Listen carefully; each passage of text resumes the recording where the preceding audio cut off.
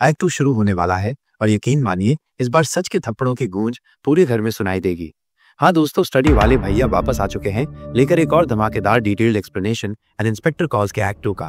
अगर एक्ट 1 की बातें अभी तक आपके दिमाग में घूम रही हैं तो जरा समझ जाइए, क्योंकि अब ये परिवार और गहराई में फंसने वाला है।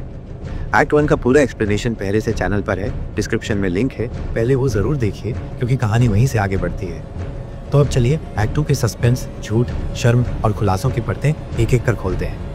एक्ट 2 वहीं से शुरू होता है जहां एक्ट 1 खत्म हुआ था। इंस्पेक्टर दरवाजे पर खड़ा है, जेरल्ड और शीला की तरफ घूर रहा है और फिर एक सवाल, वेल, शीला के चेहरे पर कड़वी मुस्कान और जेरल्ड पर तंज, क्या कहा था मैंने। जेरल्ड शीला को बचाने की कोशिश करता है लेकिन इंस्पेक्टर साफ कह देता है, मैंने शीला से सवाल खत्म नहीं किए हैं। शीला अब खुद समझ चुकी है कि गलती हुई है और वो रुकना चाहती है जवाब देने के लिए।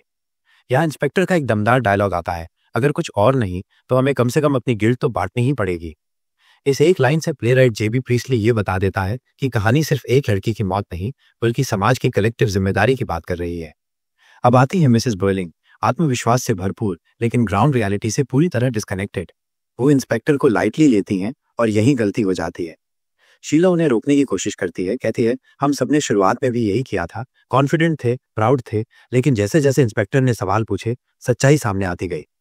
इंस्पेक्टर फिर एक और गहरी बात कहता है, यंग लोग ज्यादा इंप्रेशनेबल होते हैं, यानी शीला जैसी पीढ़ी को समाज के गुनाहों का ज्यादा गहरा एहसास होता है। अब बात आती है एरिक की, जो कमरे में नहीं है। मिसेस बर्लिंग दावा करती हैं वो लड़का नहीं पीता शराब, लेकिन शीला सच्चाई बताती है वो 2 साल से ज्यादा शराब पी रहा है। जेरल्ड भी मान लेता है। इंस्पेक्टर को इसमें कुछ ज्यादा गहराई दिख रही है, वो एरिक को बाद में पूछताछ के लिए रोकता है। अब कहानी एक बड़ी परत खोलती है, जेरल्ड क्रॉफ्ट और डेजी रेंटन। इंस्पेक्टर जेरल्ड से सीधा पूछता है, तुम डेजी को जानते थे? पहले जेरल्ड टालने की कोशिश करता है लेकिन इंस्पेक्टर को सब पहले से पता है। जेरल्ड पूरा किस्सा बताता है, कैसे डेजी को पैलेस बार में जो मैगटी से बचाया और फिर कुछ दिनों में जेरल्ड ने उसे रहने की जगह दी, पैसा दिया और धीरे धीरे रिश्ता बन गया।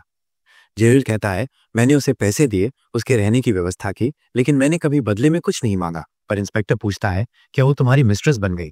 जेरल्ड धीमे स्वर में मान लेता है, हाँ। शीला सब सुनती है और फिर जेरल्ड को एंगेजमेंट रिंग लौटा देती है, लेकिन उसे एक बात के लिए रिस्पेक्ट देती है, उसने सच बोला। अब आता है सबसे चौंकाने वाला मोड़। इंस्पेक्टर मिसेस बर्लिंग को एक लड़की की फोटो दिखाता है।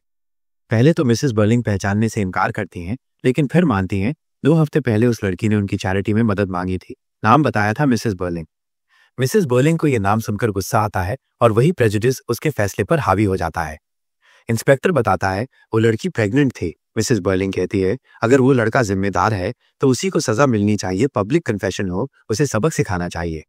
इंस्पेक्टर शांत स्वर में बोलता है, डोंट वरी, मैं अपना काम करूंगा।